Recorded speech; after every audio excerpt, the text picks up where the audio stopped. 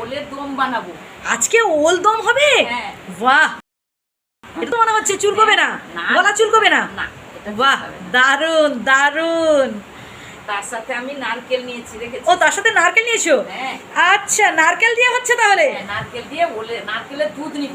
বাহ, দারুণ। নারকেল দিয়ে ওল দম হবে, বাহ। আমি ছাড়িয়ে নেব, এই অংশগুলোকে বাদ দিয়ে দিতে হবে, আস্তে আস্তে করে ছাড়াতে হবে, কারণ এর মানে এর চোপাটা খুব পাতলা আর এর উপকারিতাও আছে। তাই আমি আজকে ভাবলাম নারকেলের দুধ দিয়ে ওলের দম বানাবো।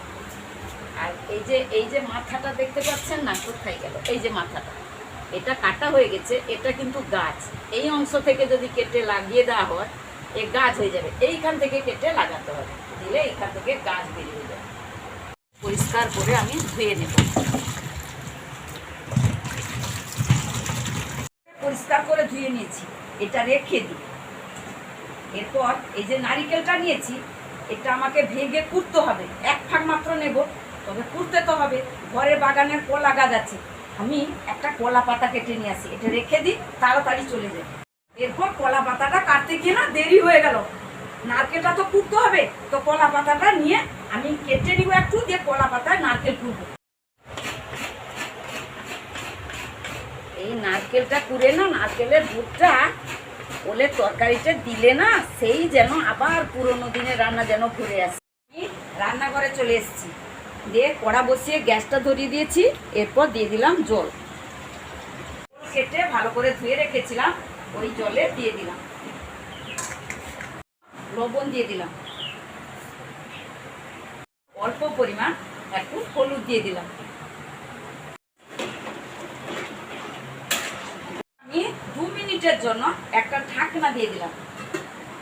এটা সেদ্ধ হতে হতে নারকেল যে কুড়ে নিয়েছিলাম, নারকেলকে গরম জলে ভালো করে মাখিয়ে চোখটে এর দুধটা ভালো করে বের করে নিয়ে চলে আসলো।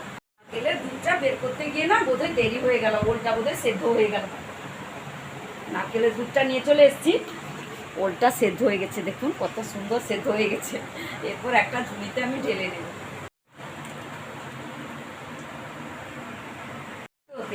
যা যা লাগে আমি গুছিয়ে নিয়ে চলে আসি। তেল দিয়ে দেবো, একটু চিনি রং করার জন্য,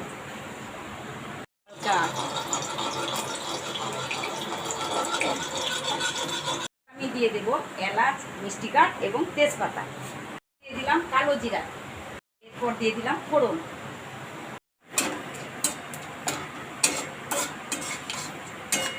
দিলাম সেদ্ধ করা আদা,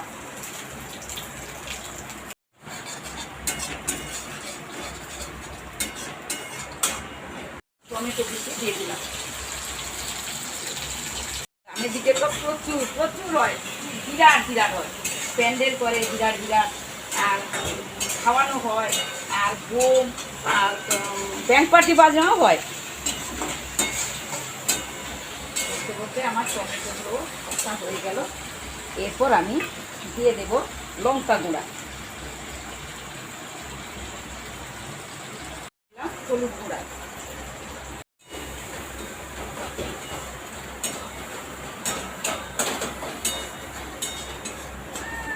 এই যে দেখুন মশলাগুলো ভালোভাবে কষা হয়ে গেছে, তেল ছেড়ে এসছে, এই যে দেখুন তেল ছেড়ে এসছে। এরপর আমি সেদ্ধ করা ওল রেখেছিলাম, ওলটা দিয়ে দেব।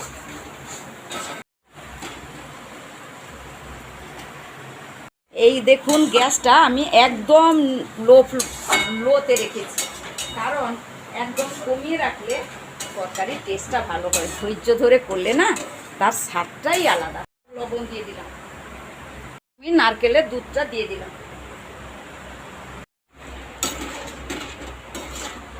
তরকারিটা হয়ে এসছে, এরপর আমি খাবারের জন্য ঢেলে নেব।